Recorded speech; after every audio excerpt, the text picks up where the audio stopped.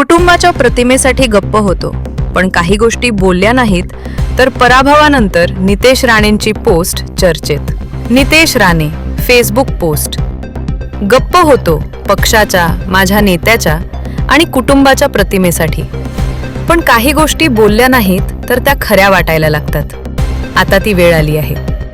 अशी पोस्ट नितेश राणे यांनी केली असून या वक्तव्यातून येणाऱ्या काळात ते आक्रमक भूमिका घेणार का याची चर्चा राजकीय वर्तुळात सुरू झाली आहे.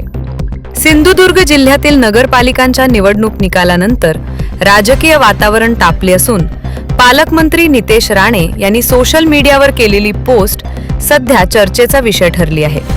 निवडणुकीतील निकालाचा धक्का बसल्यानंतर त्यांनी एक्स या सोशल मीडिया प्लॅटफॉर्मवरून सूचक भाष्य करत आपली भूमिका मांडली आहे.